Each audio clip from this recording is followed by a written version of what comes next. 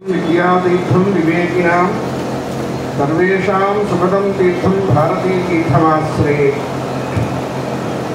ब्रह्मश्री वेदमूर्तुलु शंकरमंची बालगोपाल शास्त्री गारी शत जयंती महोत्सवात् अवश्यं पित्राचारम అని చెప్పింది ధర్మశాస్త్రం. సంతానం 7 రకాలుగా ఉంటుంది అని శ్రీమద్ భాగవతం. మొదటిది కారణ జన్మ సంతానం, ఇది కలగటం కష్టం. రెండవది కామజన్మ సంతానం, దీన్ని ఆపటం కష్టం. మూడవది కర్మజన్మ సంతానం, మన ఇష్టం లేకుండానే నోటు మీద వడ్డీ గట్టు మీద గడ్డిలాగా ఇళ్లలో పెరుగుతారు.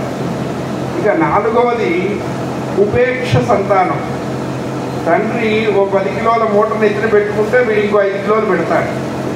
అదేమిట్రా అని అడిగాడు తండ్రి, 10 మోసిన వాడికి 5 బరువేంటిది కూడా పోయన్నాడు. అది ఉపేక్ష సంతానం. రెండవది మిత్ర సంతానం, ఐదవది సలహాలు ఇస్తూ తండ్రికి ఉన్నటువంటి కొన్ని మానసిక దౌర్బల్యాల్ని పరిష్కరిస్తూ ఉంటారు. ఆరవది శత్రు సంతానం, ఇప్పుడు మన ఇళ్లలో బాగా ప్రౌఢంగా పరిణమిస్తున్నది ఇవే. ఏడవది సేవకా సంతానం. ఈ 7 సంతానాల్లో పనికొచ్చేవాళ్ళు ఎవరు అన్నారు, 1, 7 అని చెప్పింది భాగవతం. మిగతా వాళ్ళందరూ ఉన్నారు సెన్సస్ కమిషన్కి పనికొస్తారు, జనాభా లెక్కలో రాసుకుంటారు. జనాభా లెక్క జనార్దనుడి లెక్క. అంటే ఇప్పుడు 100 ఏళ్ల వెనక జన్మించి నిజంగా ఇప్పుడు మనం ఏదో అనుకుంటాం కాస్త కష్టపడుతున్నాం, అని ఏమీ లేదు. ఇప్పుడు మనం పడేది కష్ట ఆభాస తప్ప కష్టం కాదు. నిజమైన కష్టం వాళ్ళే అనుభవించారు.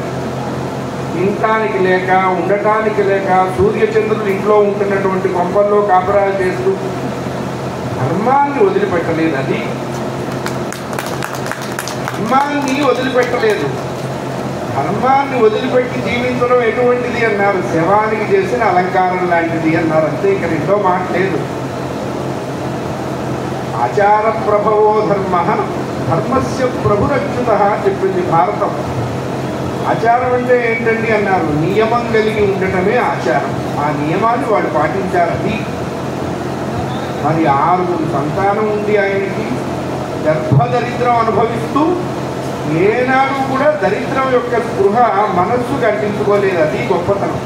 భగవంతుడిని ఆశ్రయిస్తే ఏమిస్తాడు, ఈ గాలి కరెన్సీ ఖర్చు అయ్యే కరెన్సీ నోట్ ఇచ్చే డిపార్ట్మెంట్ కాదు ఆయన. అంత పనికిమాలిన ఉద్యోగం పరమాత్మ చెయ్యడు. పరమాత్మ ఏమిస్తాడు అంటే ఎంత కష్టాన్ని మనం అనుభవిస్తున్నప్పటికీ ఆ కష్టం స్పృహ మనస్సుకి అంటకుండా కాపాడుతాడని. అందుకనే భగవంతుడిని ఆశ్రయించాలి. భగవంతుడిని ఎందుకు పట్టుకోవాలి అంటే ఏదో మా అబ్బాయికి అక్కడ సీట్ రాని, మా అబ్బాయికి పిలిచిపిలా విని కూర్చోవాలి. భగవంతుణ్ణి మానసిక దార్ఢ్యత కోసం ఆశ్రయించాలి. ఆయన మహానుభావులు ఆ దార్ఢ్యతతోనే క్షేత్రంలో ఉండి 10 రూపాయలు వస్తే ప్రతివాడు మావాడే అంటాడు. డబ్బు కలిగిన వాడిని సుబ్బిగాని సుబ్బరాజు గారు అంటాడు అని మొన్న ఈ మధ్య నచ్చిపోయి కోటాయి చెప్పాడు. డబ్బు లేని కాలంలో, దరిద్రం అనుభవిస్తున్న కాలంలో అంతమంది సంతానాన్ని ఒక దోవ చేసి, ఎందుకంటే ఆయన కాళ్ళు పట్టుకున్నాడు, అమరేశ్వరుడి కాళ్ళు పట్టుకున్నాడు. అమరేశ్వరుడి కాళ్ళు ఎవడు పట్టుకున్నా వాడికి అమరత్వమే వస్తుంది, తక్కిన వాళ్ళకి మరణత్వం కలుగుతుంది. అట్లా కలిగి ఆ పావలా వాటాలో నిజమైనటువంటి సుఖమయమైన జీవితం చేశారండి. వాళ్ళు అనుభవించారు. ఇప్పుడు మనం 10 లక్షలు పెట్టి మంచం కొనుక్కున్నాం, నిద్ర కొనుక్కుంటామా? నిద్ర పట్టిస్తామదే. అన్నం ఉడకేసుకొని తిన్న రోజుల్లో హాయిగా నిద్ర పట్టింది. ఇప్పుడు డబ్బు కొంపలోకి చేరేటప్పటికల్లా పచ్చికూర తిని బతుకుతున్నాం. ఉప్పు ఉండదు, తొక్కు, తోటకూర, బీరకాయ, ఉడకబెట్టిన వంకాయలు. చింత చెట్టు కింద పడుకుంటే నిద్రపోయేవాడు ఇక్కడ ఈ దగ్గర. ఆ కృష్ణలో స్నానం చేసుకుని పడాలని తింటే బ్రహ్మాండం నిద్ర పట్టింది. ఇప్పుడు రెస్టిల్ 5 వేసుకుంటే కానీ పట్టిస్తావట్ల నిద్ర. అది కూడా గంటం బావి 9 to 10 దానికి ఉంటుంది కూడా. 10 తర్వాత వీడికి మేల్కోవాలి. వీడికి ఏం చేస్తాడు, సీసీ కెమెరాలో వచ్చేవాడిని పోయేవాడిని చూస్తూ తెల్లవారికి గోర్ఖాతో పని లేకుండా నైట్ షిఫ్ట్ వీడి చేస్తాడు. నిజమైనటువంటి జీవితాన్ని అనుభవించి పరమాత్మని ఆశ్రయించి భగవంతుడిని ఆశ్రయిస్తే వాడు ఏది ఇవ్వాలో అదే ఇస్తాడండి. మనం అనుకున్నది పొందలేదని ఏడవకూడదు. మనం అనుకున్నది ఈశ్వరుడు అనుకోవాలా. వాడు ఇంకా ఏదో గొప్పది ఇవ్వడానికి సిద్ధపడ్డాడు. నువ్వెందుకు ఏడుస్తావు? అందుకనే నాహంకర్త హరికర్త కర్త భోక్త జనార్దనం అట్లాంటి చక్కటి ఈశ్వరుణ్ణి ఆశ్రయించి పిల్లలు ఆటోమేటిక్గా వృద్ధిలోకి వస్తారు. మనుషుల్ని నమ్మి చెడిపోతారు, కానీ దేవుణ్ణి నమ్మితే చెడిపోవటం లేదు. అందుకనే భగవంతుడిని నమ్మి చెడ్డవాళ్ళు లేరు, మానవుల్ని నమ్మి బాగుపడ్డవాళ్ళు లేరు. అది గుర్తుపెట్టుకో. ఆ జగన్నాథ శాస్త్రి గారు ఆ తాతగారి స్మృత్యర్థం బతుకున్న తండ్రికి అన్నం పెట్టడం కష్టం అని చెప్పి అనాథాశ్రమాల్లో చేరుస్తున్న వేధవాళ్ళు బ్రతుకుతున్న కాలంలో మనం కూడా బతుకుతున్నాం వాళ్ళతో. అట్లాంటి తాతగారి స్మృత్యర్థంగా ఈ అమరావతి క్షేత్రం, ఈ అమరారామం ఎంతో గొప్పది. మా సత్యం శంకర మంచి గారు ఈ ఊరు వాడే, మల్లాది చంద్రశేఖర శాస్త్రి గారు ఈ ఊరు వాడే, ఆకండ సీతారామ శాస్త్రి గారు ఈ ఊరు వాడే, అలాగే బాలగోపాల శాస్త్రి గారు ఈ ఊరు వాడే, జగన్నాథ్ శాస్త్రి గారు ఈ ఊరు వాడే. గోదావరికి పిల్లలు ఎవరు అంటే దానికి ఒక చిన్న మాట ఉంది. ఆ మాట అంటే వాళ్ళు చంపేస్తారు.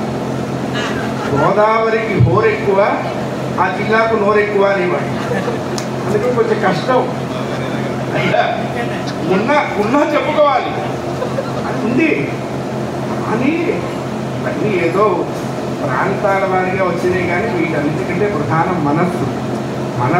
అది అర్థంగా ఉంటే ఎక్కడ ఉన్నా అదే ప్రతిబింబిస్తుంది. అటువంటి ఆయన అక్కడ దువ్వలో ఉండి మరి అక్కడ నాగేశ్వర స్వామి వారి దేవస్థానాన్ని ఎంతో పాతాళ నాగేశ్వర స్వామి కదండి, ఆయన్ని పైకి తీసుకొచ్చి కాశీలో ఇవన్నీ ఎలా చేయగలుగుతున్నారు? నా రుద్రం వచ్చాయి. కేవలం ఈశ్వరుణ్ణి ఆశ్రయిస్తే, ఈశ్వరుణ్ణి పాదాలు పట్టుకుంటే మనకి ఏం కావాలో అది ఇస్తాడు. అది ఆయనకి ఇస్తున్నాడు. ఆయనతో పాటు మనందరికీ కూడా, ఇప్పుడు మాకు కూడా ఇది సుకృతం దుష్కృతం చేయవానే కదా, మాకు కూడా భాగం.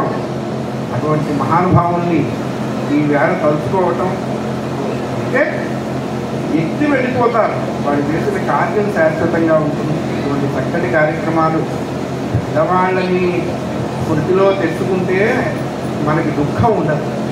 అటువంటి చక్కటి కార్యక్రమాలు చేస్తున్నటువంటి జగన్నాథ శర్మ గారికి, వేదిక మీద ఉన్న పెద్దలు, సరస్వతీమూర్తులైన సదస్సులందరికీ కూడా మరొక మారు నమస్కరిస్తూ స్పష్టం. చాలా కృతజ్ఞతలండి శ్రీ పూర్వ సింహాద్రి గారికి.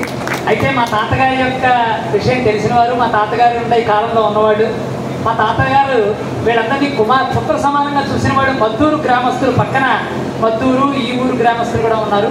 వారిని ఒక్కసారి అంటే మళ్ళీ ఆలస్యం పెద్దవాళ్ళు వెళ్ళిపోతానంటున్నారంటే ఆరోగ్య